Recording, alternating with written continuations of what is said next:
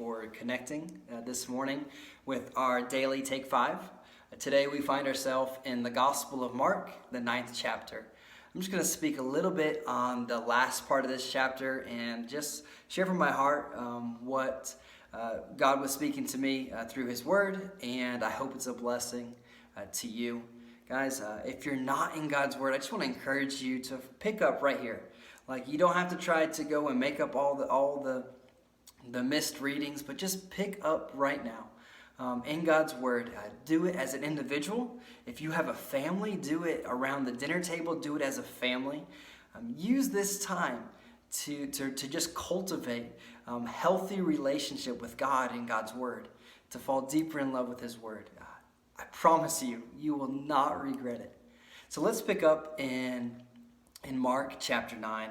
And I'm just going to speak a little bit on the last part of this reading.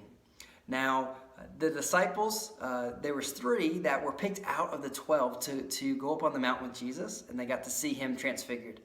And that was Peter, James, and John.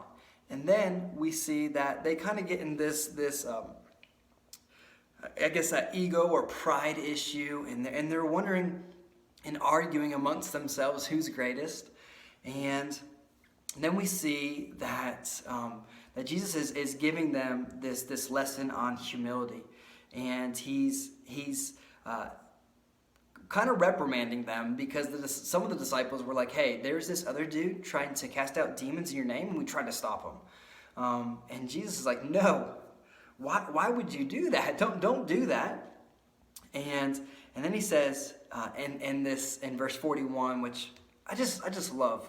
It says, "And whoever gives you a cup of water to drink in my name, because you belong to Christ, truly I tell you, he will never lose his reward." I think this is just a great lesson that sometimes we try to get so complicated, like we need to go on these big mission trips. We want to do big and great things in ministry and for Jesus, right? We want to just give Him everything and do all these maybe big plans and big dreams. But Jesus says, a cup of water in my name, it will not be forgotten. That it will be remembered in heaven, right? He'll never lose His reward. And we know our rewards are not here, but our reward is in heaven. And, so I just want to just challenge you. Sometimes it's just a smile. Sometimes it's a cup of water.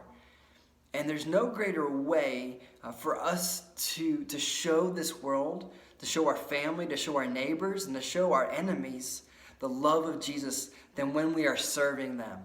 It's hard to be mad at somebody when you are laying down your life for them, when you are being sacrificial in the way that you love and the way that you serve. But remember, our motives matter. It is the heart that matters most in our mission and in our ministries. And whatever we are doing, if the heart's not in it, we should just not do it. But it matters that when we do it out of obedience and a love for God and for God's name and God's gospel, God's word and God's love to be shown and proclaimed to this world. And then we see these warnings that Jesus gives to His disciples. We see that He says, if your hand causes you to fall away, cut it off. If your foot causes you to fall away, cut it off. If your eye causes you to fall away, gouge it out. And now He's not meaning the literal, like go ahead and cut off your hand, because we know what is done with the right hand, the left hand will do it. He's not meaning go and literally cut off your foot or gouge out your eye if those things are causing you to sin. But what He is saying is that whatever is standing between you and God, whatever is standing between you and being right with Jesus, being right with God, being in right relationship with God, whatever it is, go to whatever extreme measure you have to get rid of it. Because God is greatest. Because His love, because His eternity, His kingdom is worth it. It is better for us to be limping into heaven, right, than to be sprinting into hell. It is better for us to be not 2020 vision going into heaven, right? Than to have 2020 vision going straight into hell. It is better for us to be lamed, right? And hurting going into heaven, because in heaven our reward is. In heaven we will be made whole. In heaven our faith will be made sight. In heaven, everything will be perfect and made new. And so, this temporal life, these things of the world, whatever you are facing, whatever you're going through, whatever is keeping you from that right relationship with God, Jesus is saying, go to extreme measures to get rid of whatever that is. And then at the end, for us to be salt. For us to be salt. And to not lose our saltiness, to preserve the gospel, to proclaim the gospel, to pour out our life so that others will see the gospel and to see the love of Jesus.